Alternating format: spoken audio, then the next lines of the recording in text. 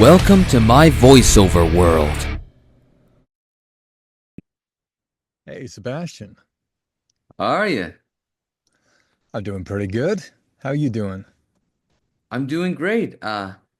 Thanks for willing to do this. Yeah, definitely. You know, I've been wanting to say this to you, but I've been getting to know so much about you because of the character Bucky Barnes from Marvel Rivals. Yeah, yeah, nice. And honestly, I've been wanting to learn more about you, but since looking up in who you really are, I'm beginning to notice that you're in some anime and a lot of video games yet to come.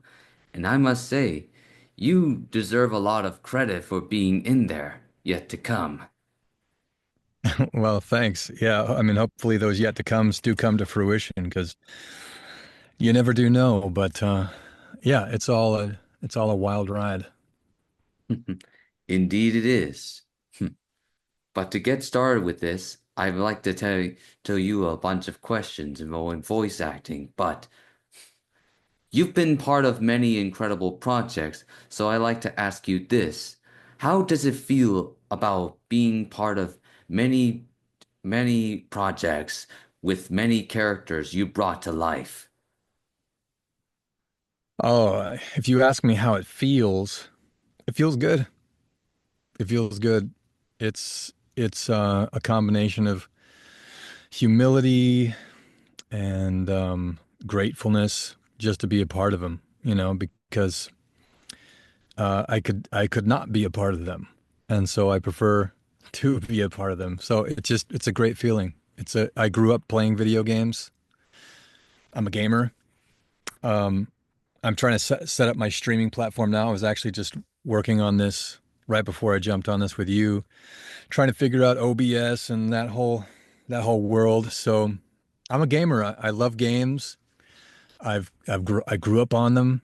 Um, I love the community. I love the art form. So yeah, to be a part of it in any way, it feels good. Interesting. You know, like you, I also love video games since I was, how about 6 years old? And I never knew about the voice actors until 2016 when I discovered the show One Punch Man. Hmm. And that shows the reason why I've discovered anime and everyone in the voice acting industry, including you. Nice. Yeah, One Punch Man. That's a cool show. Indeed, which is why the third season is coming, like probably this year or so, since it was announced right there. What really inspired you to pursue voice acting, and what is the best decision you made so far that helped propel to your career yet to come? Wow, what propelled it? Well, it's something similar to what you said about yourself. I was very young. I really liked cartoons. I really liked video games, and I liked movies. I liked music. I liked art. And but same thing. It wasn't for a while until I kind of realized, oh, it's a thing. It's a thing that people do, and if you could do it too. And that's when I started getting serious about taking classes and doing improv and stuff like that. And it was a slow, gradual process. And but I think that to answer your second question, like what is it that has helped me?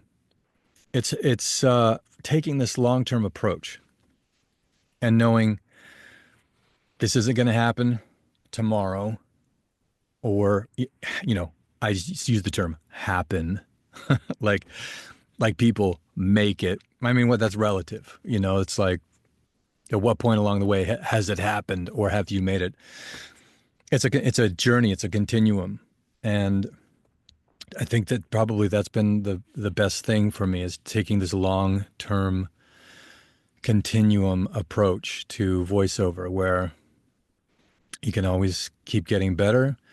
You can always sharpen the edge. You can expand your range of what you're able to do and what genres you're able to work in, and just keep taking it a step at a time. Be patient with yourself, be patient with others, and day by day, make some progress. That's very interesting to hear from you. Hmm. But which is why it leads me to this question here. But for every actor who ever faces rejection, how do you have you ever faced rejection and how do you handle those setbacks and what keeps you motivated to get there? Well, if you want to be an actor, you have to know that most of what you're going to get is the proverbial no. I shouldn't even say proverbial because it's not a negative thing. It's just part of the industry. It's just what it is. You're going to get told no 90% of the time. If you're only getting told 90% of the time, you're killing it. If you're booking 10% of what you get, man, you're getting that's a great booking rate. I'd take that booking rate any day. So going into it knowing you're going to get told no mostly, that helps set your expectations right off the top, you know. And then you got to take an approach of, okay, how do I get better? A great mentor of mine, he actually kind of reframed the question for me. Most people, I mean, like the kind of the common advice is, oh, auditioning is your job. Just you got to do your job. But he's like, no, your job is to figure out how to book. What what is it that makes your voice unique, connected, and individually your own? And then how do you plug that into whatever given genre? In this case, we're talking about video games, you know? How do you become um, how do you become more yourself so that you can better fit, so that you can better give a more unique take on a character? Now, this is an interesting question because, like with Marvel, these are all really established characters, right? They like everybody knows Spidey, everybody knows Hulk, everybody knows Iron Man, everybody knows.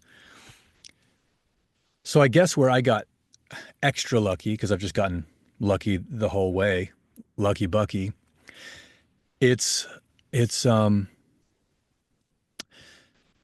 there wasn't a whole lexicon of what Bucky sounds like. I mean, Sebastian Stan obviously galvanized and kind of incarnated the role and made it very, very popular. And but it wasn't like decades of you know um, Captain America or something where you're like, oh, that's who that guy, or, um, Wolverine. Like, there's such classic, iconic characters that you got to kind of sound like this. So I got lucky in terms of them choosing me for Winter Soldier because my voice, his voice wasn't super established. My voice is more kind of emerging. So I just got really really fortunate that they just kind of lined up and they worked out. That's very nice to hear from you. I'd like to ask you this. Have you come to any rejections before when you and how do you overcome them? Every day, every day is rejections. Every day it's no. Every day it's you didn't get it. So I think like we were talking about earlier, the best calibration for that is realizing that's the business. You're going to get told no. So you can take the pressure off of yourself. You know, you could be the best in the world and you're not going to get every job every single time. That's just how it is. Then you got to have a um I mean some people it's too much. Like why would you want to do that? Why would you want to put yourself through constant rejection? It seems kind of crazy. It seems kind of ludicrous. And you do have to develop kind of a thick skin because we were talking about like how do you give a shit and not give a shit? It's an oxymoron. You have to be able to care about what you're doing and then let it go. And that's what I try to do. I do my best and I have fun. I mean, the audition is it should be fun. It should be fun. And then like a frisbee, you just throw that thing and let it go. And if it comes back, it's yours. It was meant to be. And if it doesn't, it's not. And it wasn't meant to be. Interesting. I'm glad you told me about this because all I'm trying to do is just understand so that whenever I get myself into auditions, I just need to learn from you and everybody else to just overcome these obstacles that will eventually come to. So, yeah, I'm glad you told me that lesson here. But now then, I shall now go to the character questions about the characters, but do you remember the very first character you voiced as, and what was the experience like being that first ever role? Hmm. Nice question, Sebastian. What was my first ever character? I have kept a list of this. List. Yeah, I keep a list of like, the characters I've played and when I played them and all that stuff. So I could go back and look at this. The one that comes to the top of my mind, the first character I believe I played was Eris's Shield in Smite. Eris's And sheep. yeah, he was like a deep, growly character. No, no, I take that back. The first one, it was, I know which one it was. It was Proto Angelo in Devil May Cry 5. That's what it was. And he was also another like big grumbly guy, like, "Bleh," like I kind of figured out I was able to do those, I don't know, what do you call them, kind of extreme voices, um, pretty early on. And I sort of relied on that. Like my voice could handle it, could handle the grumble, like, "Bleh," that kind of thing sustained for hours. So I started booking a lot more of those just kind of because my voice could sort of do it. I mean, I definitely lost my voice in some sessions and I was learning how to gas and then when to brake. But the first one was Proto Angelo. He's a cool character.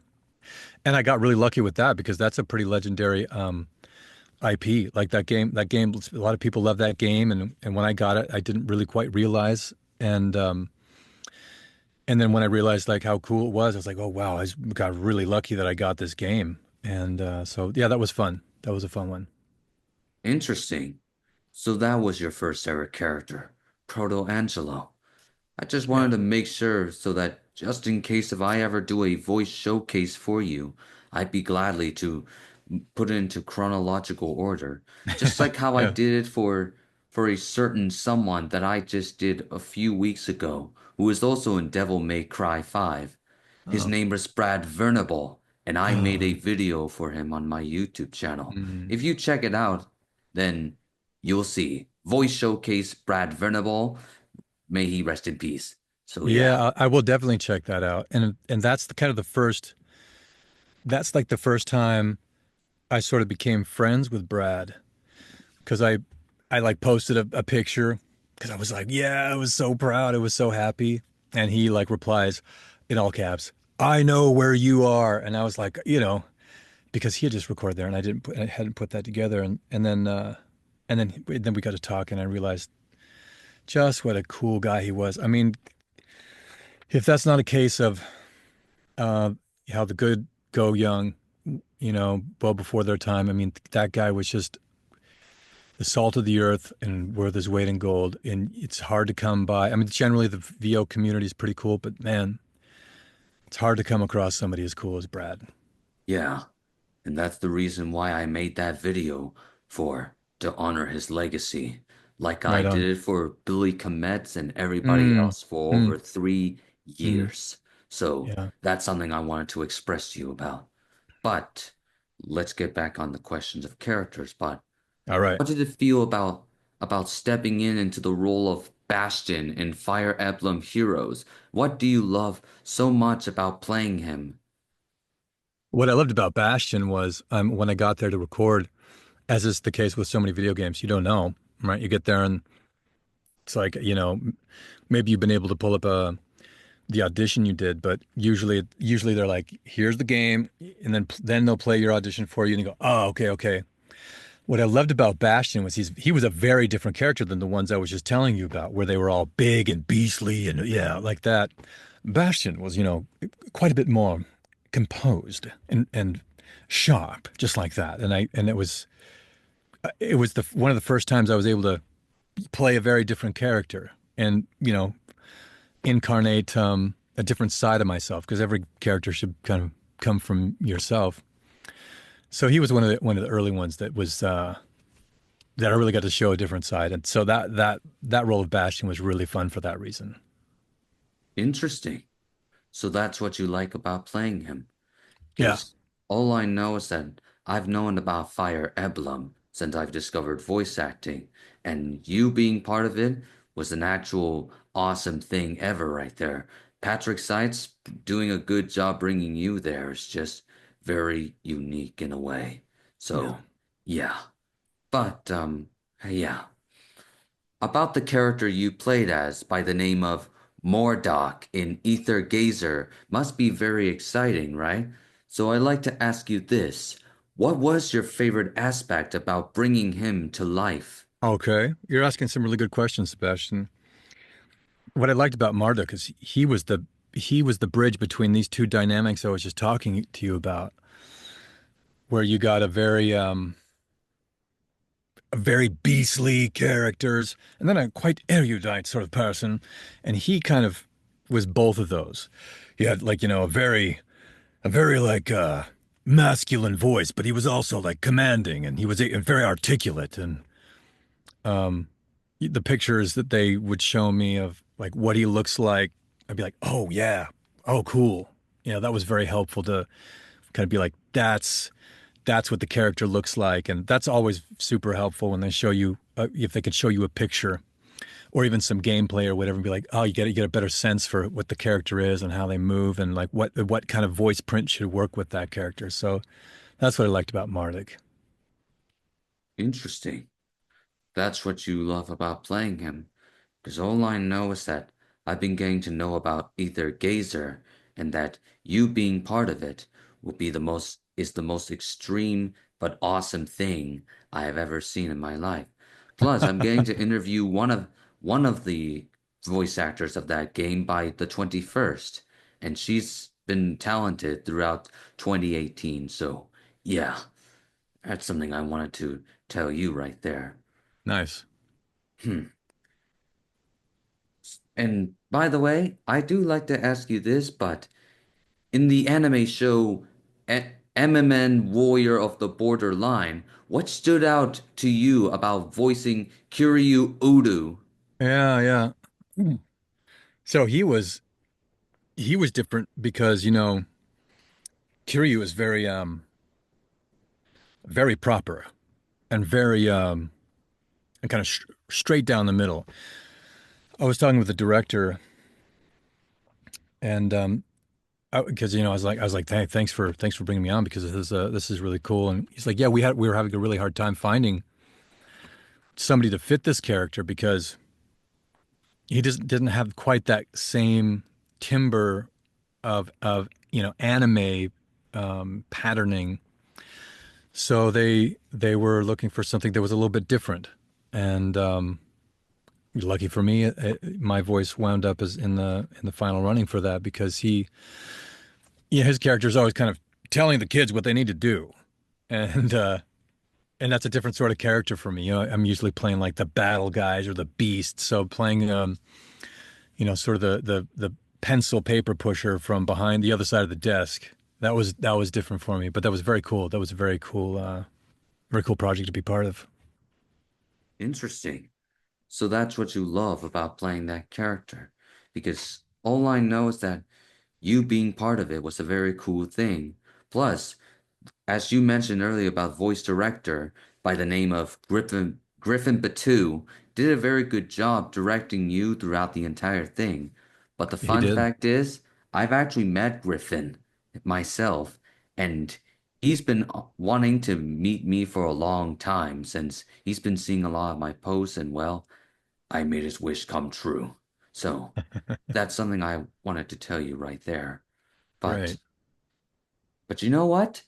I've got another thing to ask to you, but about your character, Shu, in the Fist of the North Star. What made that role so special to you? Well, that was another fun one because um, that was classic anime. And I mean, I even got, I was baptized with the 30-second scream or whatever that I'd always heard about, where you just have to sustain a raw, and challenging session. But he was really cool because it's this that's a really cool story. It's a really cool story to begin with, and he's Shu's very benevolent, and so everything he does is for the good of the people, and so he was a fun character to play because he was big. There was lots of action, and but he was a very good, benevolent kind of person. That was fun. That's a very good thing to hear from you right there. And plus, Mike was doing a good job bringing you to the family right there. Wow, Especially it's when about you got you've to done it. battle with a Robbie Damon right Yeah, there, yeah, who I got to meet with in person. yeah. Really cool. Yeah, So you've done your research, man. You're very well researched. I give you full props for that. well, it's what I do, you know. I'm Mm, autistic, to be honest with you, and that it's a natural ability I use to help a lot of people, including you. So nice, nice. that's something I want to tell you, but yeah. That's cool, man. So It's great to find your own superpowers, what you're good at. How you do it better than other people, and that's what you contribute to the world and feel good about yourself. That's really awesome. that's I'm blessed to hear that from you. But yeah. So about your character, Slager Law in Mobile Suit Gundam Cruises Dunes Island, what was your Yeah. favorite moment or line or the type of thing you do from the character? Oh man, Slugger Law's a dog, and Stephanie Shea was directing me for that, and there was this one part where I can't remember what the exact line is. I'd have to go back, but he says something really, really bad, Or like nasty? really nasty. I can't remember what it is, but she kept direct. She was like, even nastier. I'd be like, okay, and eventually she just like, give me the nastiest you can give me. I was like, okay, and so I think that that's probably the highlight from that like Slager lobby and that, and there's a very particular way of saying, they say mobile suits. It's like a what's cool about each project is it's not mobile suit. I believe it's mobile suit, and it's just like each project, each world has their own rules and laws, and you got to like learn this, and or there'll be a weird pronunciation of a name or a place, and you got to think and remember of that while you're trying to act and be present for the scene. So it's very challenging, but I mean one of the things I love about it because it's always something different. It's always it really engages um, all parts of my mind. And yeah, Slugger Low, he was fun. I love It's an incidental, that whole Gundam thing. That's what got me into anime. I just loved the huge suits and stuff like that. Oh man, that stuff was so cool. When I was a kid, I just was like, that's so cool. I couldn't, and even to this day, like I love that shit. I love that shit. That's like top five of the shit I love the most. Huge robots. It's pretty awesome. That's a very good thing to hear from you. Because all I know is that that movie came out in 2022 and that you being part of it was the very best choice. As you mentioned earlier, Stephanie Shea directing you is a very unique choice right there, since she and Michael Certain Nicholas had been working for NYAV Post since 2016. And that's why I came to thought that you you deserve a lot of good things right there since and yeah, I'm just trying to be clear with you on that one because of Thank you. you and your performance as the character, especially when that one scene where you got to interact with Colleen O'Shaughnessy. So Hmm. yeah, that's something I wanted to Yeah. tell you there. Thanks, man. Always. About your character that you mentioned to me like a few minutes ago, the Bucky Barnes being an iconic character for Marvel Rivals. But I do like to ask you this. What was the most thrilling part about voicing him in the entire game? You mean like during the recording process? In a way, yes. What's the most thrilling part of that?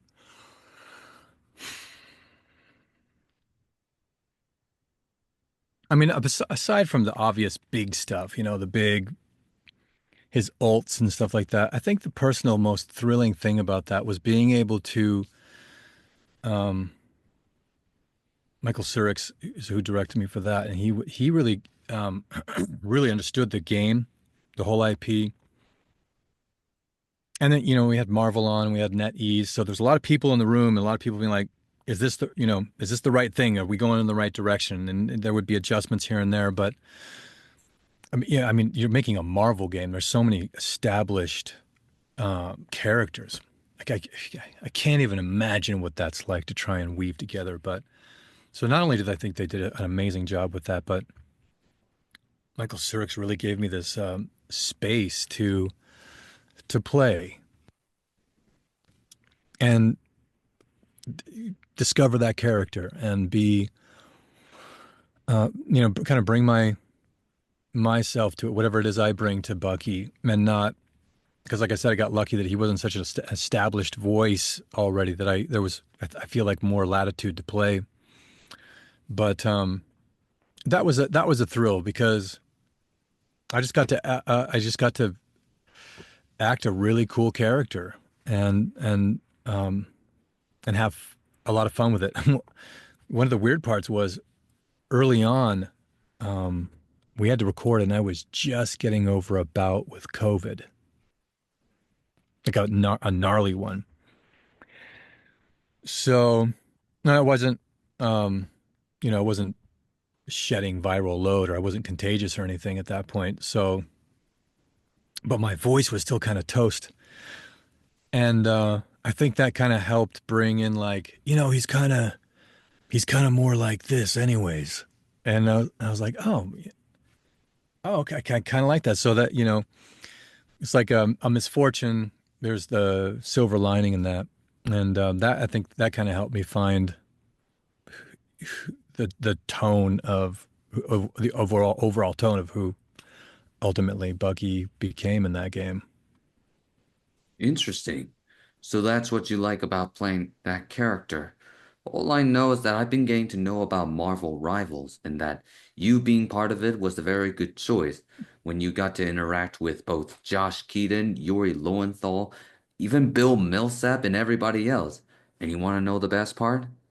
No, I made a video for you on my YouTube channel about the characters and voice actors of Marvel Rivals, and I wow, included you in there as a way for your voice acting to be praised.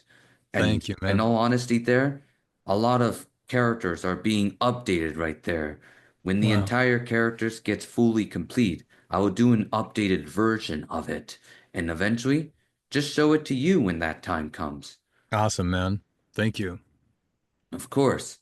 There are two more questions I like to ask you due to the time right there, but I'll make Yeah. this easy and quick. But about your character, Gahasalin in Unicorn Overlord having a unique presence, but let me ask you one thing. What was the coolest part about bringing him to life in the game?